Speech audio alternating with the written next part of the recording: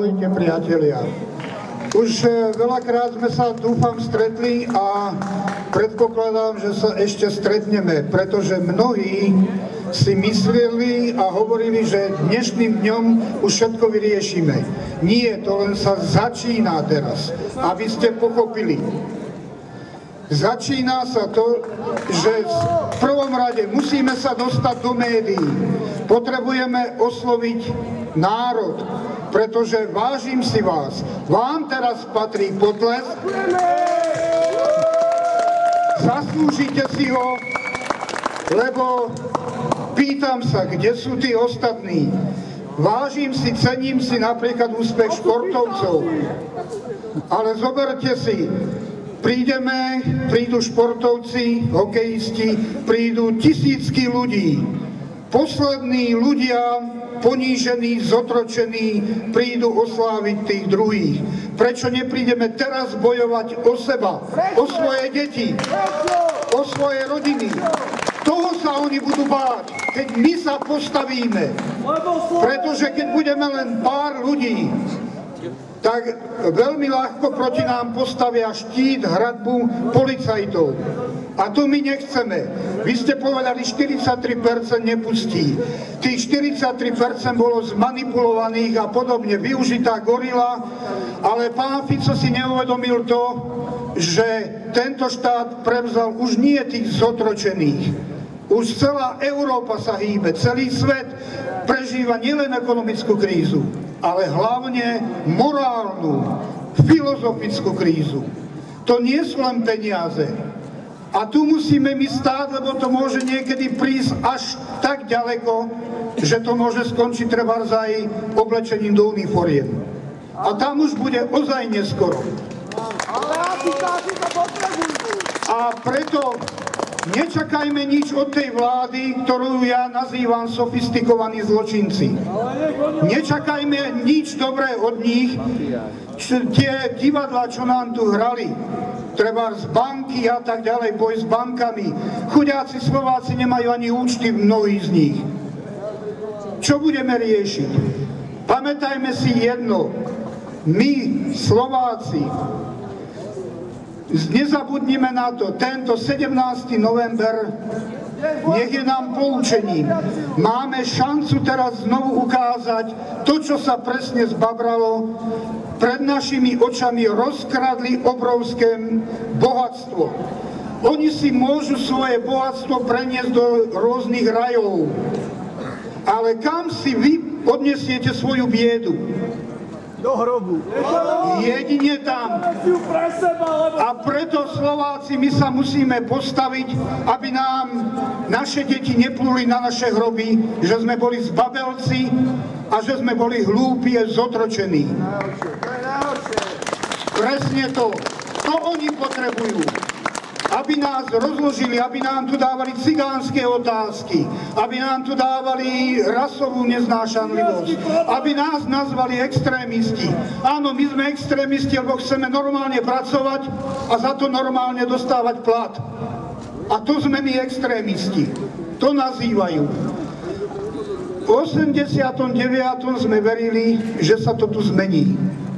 Verili sme a nejakým nedopatrením sme si nevšimli, že eštebáci chytili moc znovu do rúk, ekonomicky, politicky a postupne to tu zotročili. Len pre zaujímavosť poviem malú krátku rozprávku, rozkradnutú rozprávku, ktorá bola skutočnosťou. Jeden Peter K. z Trenčína venoval 5 miliónov korún vtedajších na kampaň budúceho pána prezidenta SH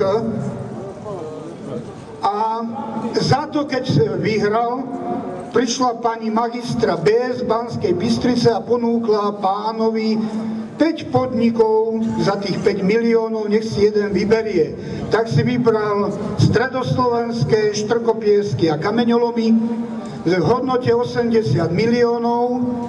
Rozpredala sa potom Dubná skala za 320 miliónov a to sú čie peniaze? To boli naše peniaze. A to len jeden človek. A potom sa to zlikvidovalo a dalo sa to preč. Zmizlo to, podnik zmizol a miznú nám tu fabriky, miznú nám to a vás budú prenasledovať za hociaké drobnosti. Budete mať nedoplatok 5 eur alebo 50 centov, exekútora na vás zavolajú.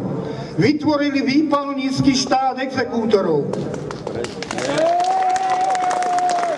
Kde to existuje normálne na svete, aby štát sa staral o týchto ľudí, ktorí majú prácu, živnosť, aby im naháňal zákazky, aby z nás spravili vazalov. A tu je to najhoršie. Je to arogantná vláda, smeje sa nám do očí, sami si rozhodujú o svojich platoch. To by som rád videl toho zamestnanca, ktorý bude hovoriť o svojom plate, aby si znížil. Však to by bol samovrah. Takže jednoducho zrušia si kamery, čokoľvek. Jednoducho tento národ ale treba zobudiť, lebo nechápe množstvo vecí. Povedzme si pravdu.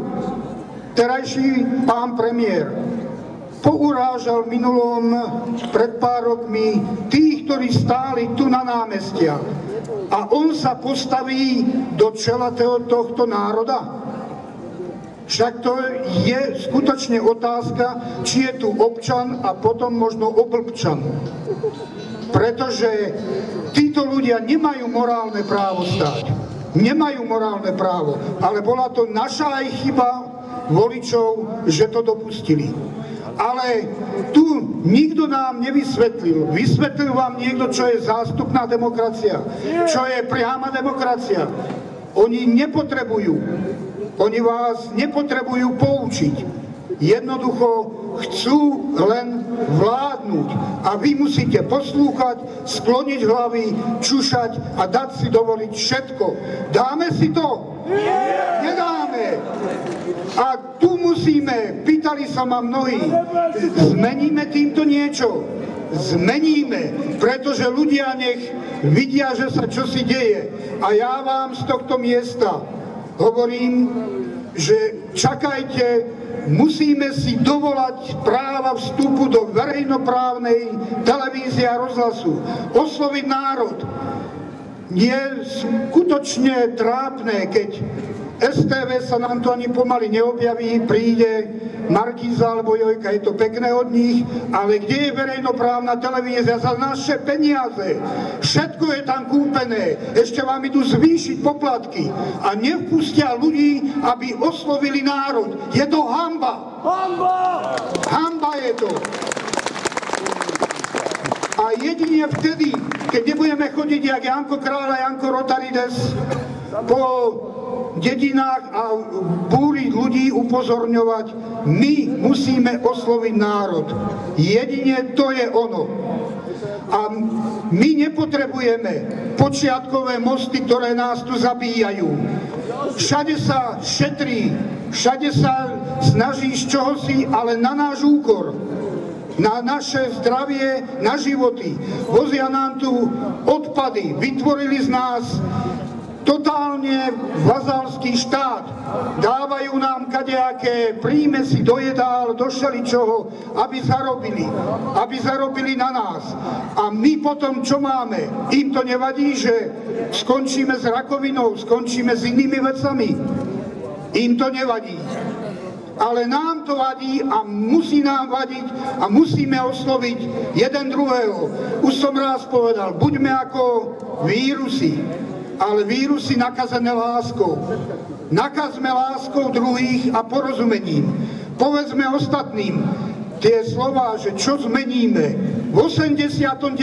padla Varšavská zmluva pomaly. A dá sa, keď bude len pár ľudí nás, tak nás zmetú. Ale keď postupne bude viac a viac, nedovolia si.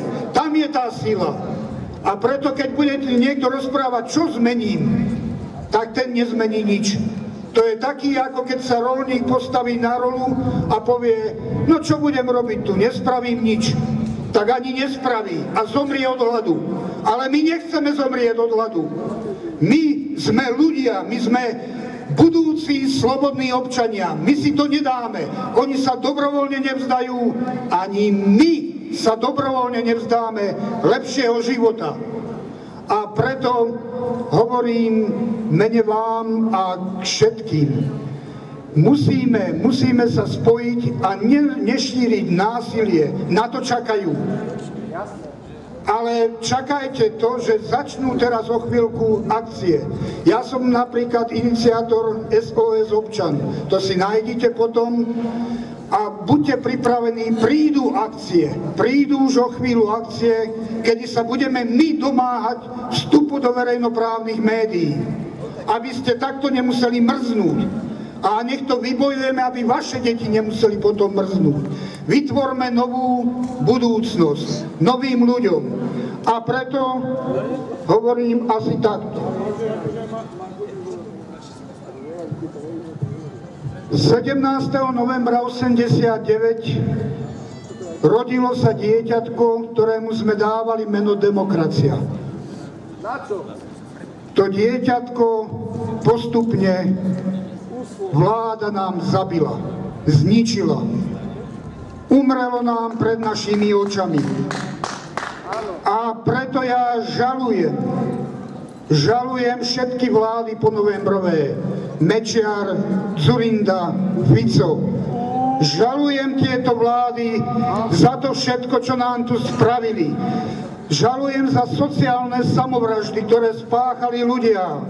Žalujem za dôchodcov, ktorí museli horko ťažko, dreli ťažko a dostali len pár drobných na lieky. Umierali nám pred našimi očami. Invalidným deťom berú veci, berú im prídavky. Žalujem počiatkové mosty, ktoré nás tu zabíjajú, rozkrádajú. Žalujem v mene všetkých, aj disidentov, ako som bol aj ja, prenasledovaný. Ako je Magdaléna Nadsamová, ktorá je v exile, ktorú pozdravujem do Čiech, vyzývala Fica, Mečiara, Dzurindu, všetkých možných.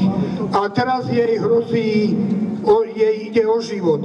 Žalujem v mene všetkých tých, ktorí trpia, ktorých deti nemôžu chodiť do škôl. Žalujem a hovorím jedno, prisahám, že to dieťa, ktoré vtedy zomrelo, dnešným dňom začína ožívať. Dáme mu meno Priama demokracia. Vaša vláda, vy budete rozhodovať o politikoch. Vám sa budú zodpovedať. A keď niekto rozkradne, bude za to stíhaný. Občan bude tu skutočným pánom. Vydržme spolu, vyhráme.